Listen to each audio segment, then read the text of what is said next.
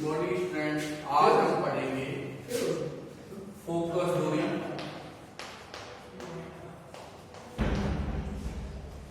F और वक्रता त्रिज्या कैपिटल आर भी संबंध।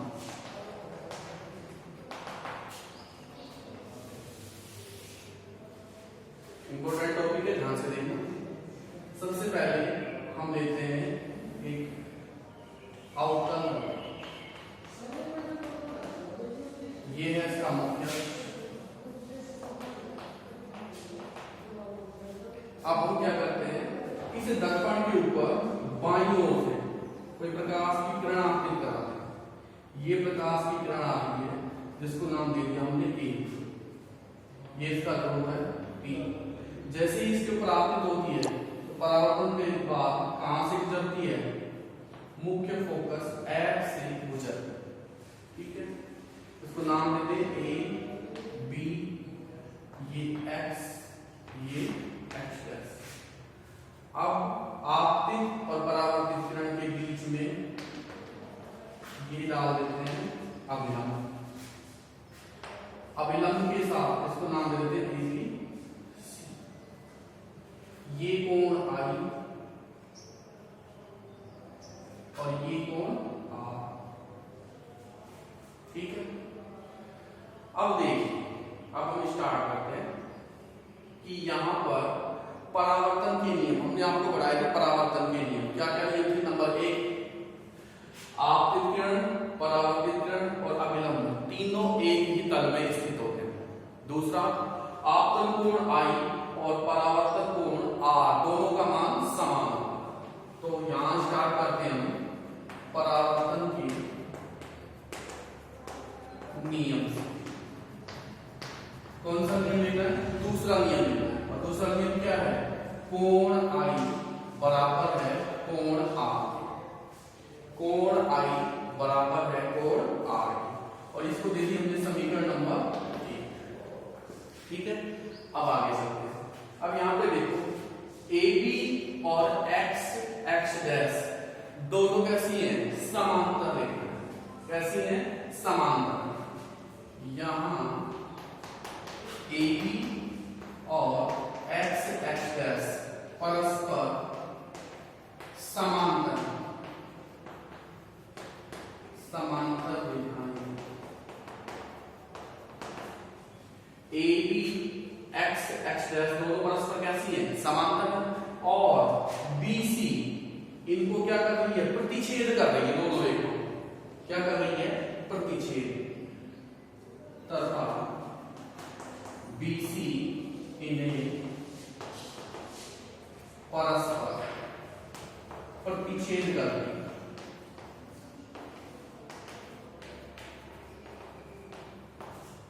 प्रतिच्छेद कर रही है तब देखो, यहां पे जेड बनता है दोनों रेखाओं के बीच में।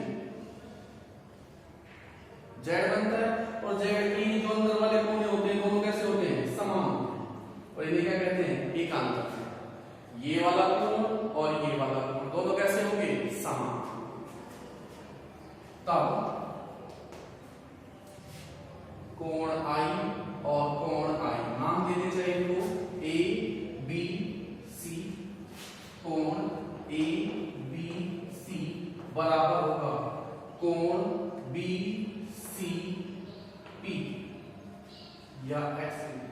कोण बी सी एक्स क्यों बराबर होगा? दोनों कैसे हैं? एक दूसरे के एकांतर कोण है। एकांतर कोण कैसे होते हैं? समान होते हैं।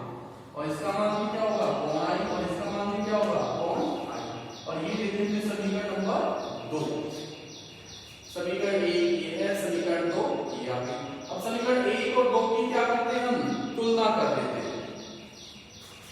समीकरण 1 व 2 की तुलना कर लेते हैं। देखो, बायां पक्ष समीकरण 1 का कोण आई, बायां पक्ष समीकरण 2 का कोण आई। बाएं पक्ष समान तो दाएं पक्ष भी कैसे होंगे? समान होंगे। अर्थात ये वाला कोण आई इस वाले कोण आर के कैसा होगा?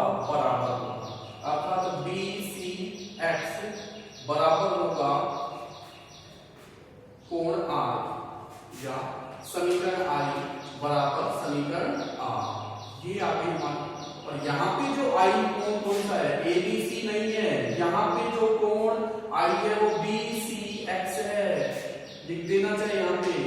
यहाँ कोण आई बराबर है कोण बी सी एक्स, ठीक है। तो अब यहाँ पे देखो कोण आई और कोण आर दोनों कैसे आ गए, समान आ गए।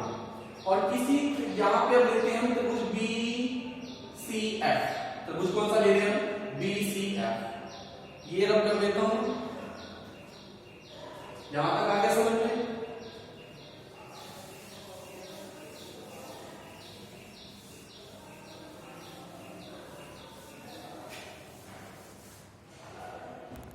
देखिए त्रिभुज बी सी एफ क्या नियम होता है किसी त्रिभुज का, जब किसी त्रिभुज के दो कोण बराबर हो, कोण आई और कोण आर बराबर है, जब किसी त्रिभुज के कोई दो कोण समान हो तो उनके सामने की भुजा भी बराबर होती है या समान होती है। कौन कौन सी भुजा, एक तो ये वाली भुजा सी एफ और दूसरी कौन सी भुजा, ये बी एफ। तो सी एफ भुजा बराबर होगी बी एफ भुजा। समीकरण आ गई हमारे पास। त्रिभुज भैया बीसीएफ में कोण आई और कोण आर, दो कोण समान है तो उनके सामने वाली भुजा ये, तो इसके सामने की भुजा ये, इसके सामने की भुजा ये भी कैसी होगी, आपस में समान होगी। अब यहां से हम इसको लंब डाल दें इसके और ये माने आगे कि जो बी और पी है दोनों अत्यल्प दूरी पर हो, दोनों के बीच का कोई अंतर ना हो, तो बी एफ और एफ पी ये भी कैसी होंगी, समान होगी। यदि बी और पी अत्यल्प दूरी पर हो,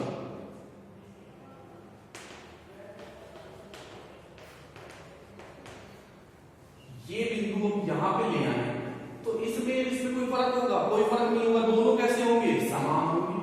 तो एफ पी या पी एफ बराबर होगा बी एफ। ये आ गया समीकरण नंबर 5। समीकरण 4 और 5 की वापस से तुलना करवाते, देखिए आप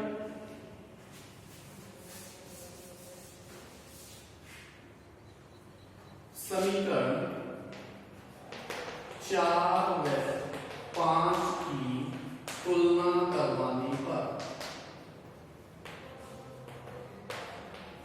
समीकरण 4 5 की तुलना करवाओ, दाएं पक्ष समान तो बाएं पक्ष भी कैसे होंगे, समान होंगे।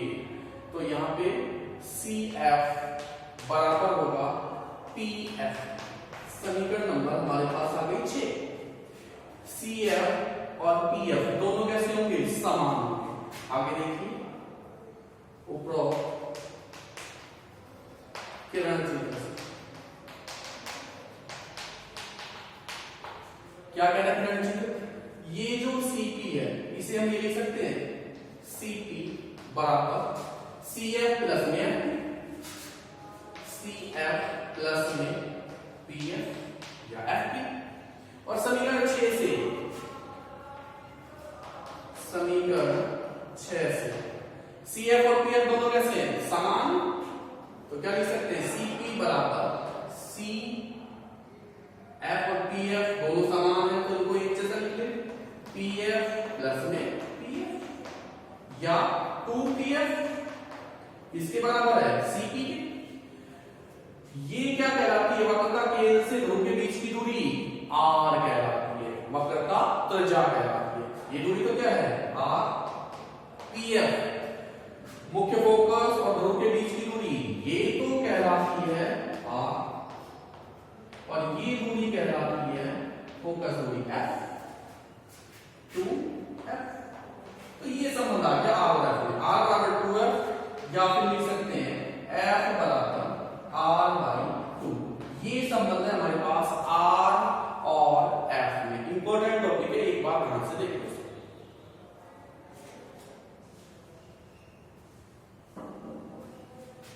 आगे समझ में चले आगे नेक्स्ट टॉपिक।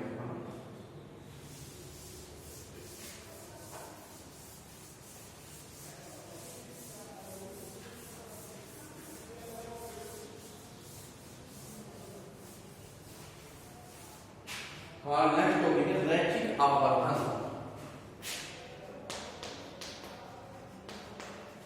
रैखिक आवर्धन इंग्लिश में कहते हैं मैग्निफिकेशन पावर। क्या कहते हैं? Magnification power. क्या परिभाषा होती है? मैग्निफिकेशन पावर को हम लिखते हैं स्मॉल एम से, स्मॉल एम से। परिभाषा बनेगी प्रतिबिंब की ऊंचाई, प्रतिबिंब की ऊंचाई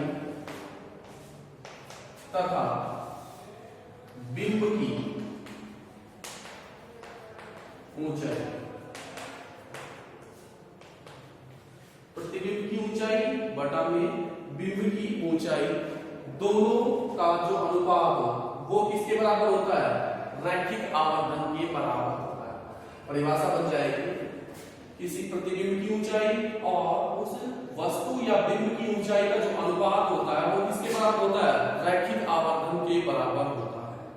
अब हम किसी वस्तु के लिए रैखिक आवर्धन निकालेंगे। किसी वस्तु और उसके प्रतिबिंब का जो अनुपात आएगा उसको हम ज्ञात करेंगे और क्या कहेंगे? उसे रैखिक आवर्धन कहेंगे। देखिए सूत्र याद रखना है, m इक्वल टू प्रतिबिंब की ऊंचाई बटा में बिंब की ऊंचाई।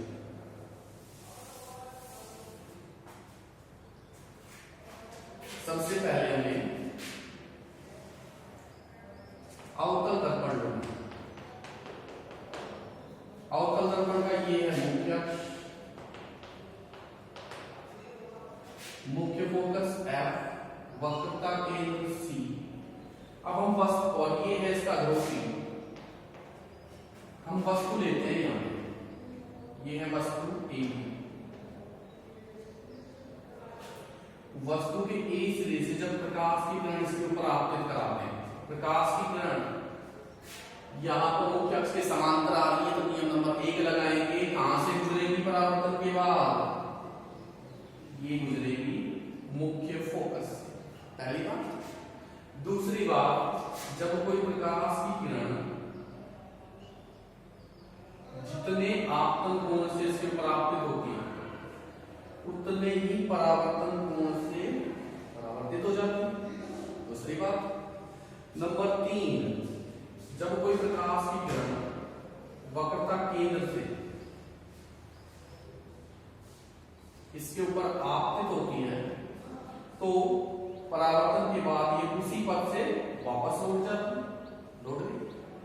और तीसरी बात, चौथी बात, जब कोई प्रकाश की किरण वक्रता केंद्र मुख्य फोकस से दर्पण पर आपतित होती है तो परावर्तन के बाद कहां से गुजरती है? मुख्य अक्ष के समांतर हो जाती है। पूरी चारों परावर्तित किरणें इस बिंदु पर काट रही है तो यहां पे बनेगा इसका प्रतिबिंब B डैश E डैश। कहां पे बन रहा है? यहां पे इस बिंदु पे बन रहा है हमारे पास इसका प्रतिबिंब B डैश E डैश। प्रतिबिंब कैसा बन रहा है? इसका उल्टा प्रतिबिंब बन रहा है। कैसा बन रहा है? उल्टा प्रतिबिंब बन रहा है। तो अब हम क्या देखेंगे? अब यहाँ पे चित्र आ गया समझ में। चारों नियम यहाँ पे अप्लाई करने हैं। पहला नियम क्या लगाना है हमें? जब कोई प्रकाश की किरण मुख्य अक्ष के समांतर दर्पण पर आपतित होती है तो परावर्तन के बाद कहां से गुजरती है? मुख्य फोकस से। नियम नंबर 2, जितने कोण से आपतित होती है उतने ही कोण से परावर्तित हो जाती है। नंबर 3, जब कोई प्रकाश की किरण वक्रता केंद्र से गुजरती है तो परावर्तन के बाद उसी पथ से लौट जाती है। नंबर 4, जब कोई प्रकाश की किरण मुख्य फोकस से दर्पण पर आपतित होती है तो परावर्तन के बाद मुख्य अक्ष के कैसे हो जाती है? समांतर हो जाती है। अब देखिए आप यहाँ पे हमें त्रिभुज दिख रहा है A B P। एक तो त्रिभुज हमने लिया त्रिभुज A B P तथा दूसरा त्रिभुज लेते हैं A dash B dash P। कौन सा लिया? A डैश B डैश त्रिभुज A dash B dash P। ठीक है, हमने दोनों त्रिभुज ले लिए। अब देखिए आप त्रिभुज ए बी पी ने ए बी पी त्रिभुज कोण सॉरी ए बी पी, इस वाले त्रिभुज में ए डैश बी डैश पी दोनों कैसे हैं? दोनों एक दूसरे के बराबर हैं। क्यों है? दोनों ही समकोण हैं। कैसे हैं? दोनों का मान ही 90 डिग्री है, बराबर होगा कोण ए डैश बी डैश पी। यहाँ पे बगल में रीजन लिखो, दोनों कैसे हैं? समकोण, समकोण। ठीक है, नेक्स्ट यहां पे देखिए इस वाले त्रिभुज में ए पी बी कोण ए पी बी बराबर होगा ए डैश पी बी डैश कोण ए डैश पी बी डैश। क्यों होगा? आपको तो रीजन, तो ये कोण कौन सा है? आपतन कोण है, कोण आई है। ये परावर्तित होके जा रही है, तो ये कोण कौन सा है? आर है। और परावर्तन का नियम क्या कहता है? आपतन कोण और परावर्तन कोण का मान कैसा होगा? बराबर। तो यहाँ पे ये कोण और ये कोण दोनों कैसे होंगे? समान होंगे। इससे परावर्तन के नियम से, परावर्तन के नियम। दो बातें आ गई हमारे पास। तो जब किसी त्रिभुज के, जब किसी दो त्रिभुजों के दो कोण समान हो, तो तीसरा कोण भी कैसा होगा? अपने आप समान हो जाएगा, परस्पर समान हो जाएगा। जब किन्हीं दो त्रिभुजों के दो कोण परस्पर समान हो, तो तीसरा कोण भी परस्पर समान होगा या बराबर होगा। जब इन्हीं दो त्रिभुजों के तीनों कोण बराबर हैं, तो वो त्रिभुज एक दूसरे के कैसे होंगे? समरूप होंगे। तब दोनों त्रिभुज परस्पर समरूप होंगे। क्या होंगे? समरूप। क्या कह सकते हैं? त्रिभुज ए बी पी समरूप होगा त्रिभुज ए डैश बी डैश पी। क्या क्या? त्रिभुज ए बी पी समरूप होगा त्रिभुज ए डैश बी डैश पी। ठीक है, यहां तक आ गया समझ में? अब आगे देखो, जब कोई दो त्रिभुज परस्पर समरूप हो, तो उनकी संगत भुजाओं का अनुपात परस्पर कैसा होता है? बराबर होता है। कैसा होता है? बराबर होता है। तो यहां पे एक लाइन लिख देंगे, ये मिटा देते हैं। आगे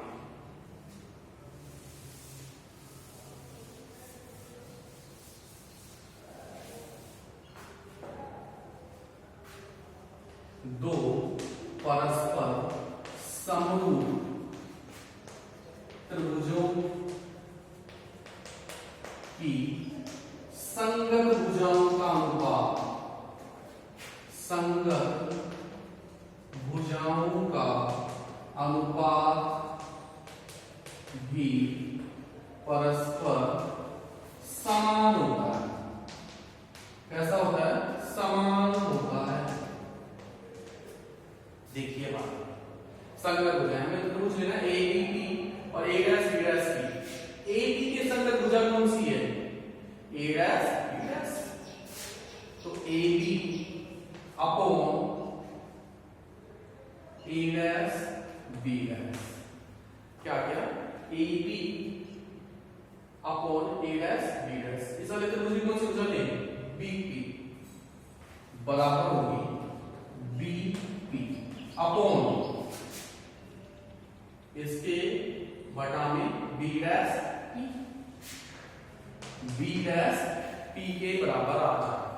अब देखिए, यहां पे हमने आपको पहले क्लासों में चिन्ह परिपाटी समझाई थी। तो चिन्ह चिन्ह परिपाटी से ए बी और ए डैश बी डैश, ये इनका मान हमें देखना है कैसा है। जो ए बी है ये मुख्य अक्ष के कैसी है, ऊपर की ओर है ये वस्तु, तो यहाँ पे इसका मान तो कैसा आएगा, धनात्मक आएगा। और ए डैश बी डैश जो प्रतिबिंब है वो कैसा है, नीचे, तो मुख्य अक्ष के जो नीचे की ओर होता है उसका मान कैसा आता है, ऋणात्मक आता है। तो यहाँ पे ए डैश बी डैश के साथ तो कैसा साइन आएगा, प्लस का, बटा में ए बी के साथ प्लस का आ गया, ए डैश बी डैश के साथ कैसा आ जाएगा, माइनस का sign, A dash B dash is equal BP.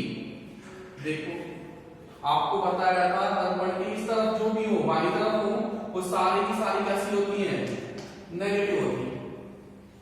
BP और बी डैश की दोनों ही किधर है, किसी एक तरफ ही है, तो दोनों का साइन कैसा आएगा, ऋणात्मक आएगा, minus BP upon minus B dash P.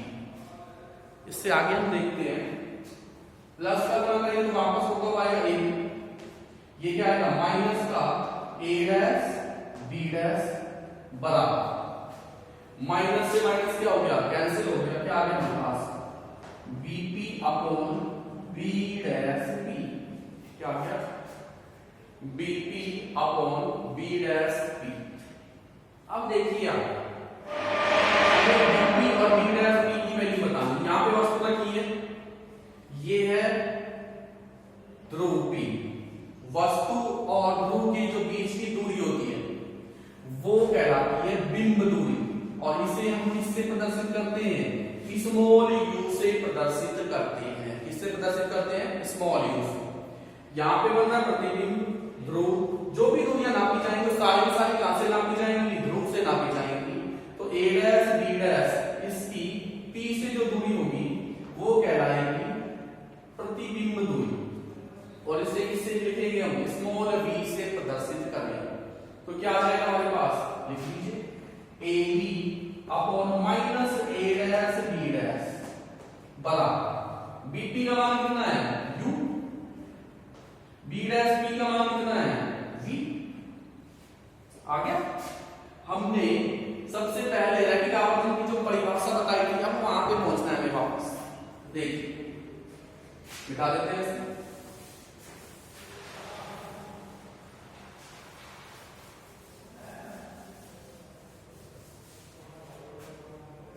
देखिए रैखिक आवर्धन की परिभाषा क्या थी, रैखिक आवर्धन की परिभाषा एन बराबर प्रतिबिंब की ऊंचाई बटा में बिंब की ऊंचाई, या प्रतिबिंब की ऊंचाई, प्रतिबिंब क्या आ गई, ए डैश बी डैश बटा में बिंब की ऊंचाई, ये वस्तु है, क्या है इसकी ऊंचाई, ए। तो हमें क्या निकालना है, A dash B dash upon A B, तो इसे हम स्पेशल समीकरण दे देते हैं स्मॉल ए। तो समीकरण ए से, समीकरण इसको दे देते हैं बी, स्मॉल ए से A dash B dash upon A B is equal to, हमने पढ़ दिया, इसको ऊपर लिया इसको नीचे लिया है, और साइन माइनस का साइन इधर लिया है, तो क्या बन जाएगा हमारे पास, माइनस बी अपॉन यू। ये मान उठा के समीकरण बी में रख दें, तब समीकरण बी से क्या आ जाएगा हमारे पास,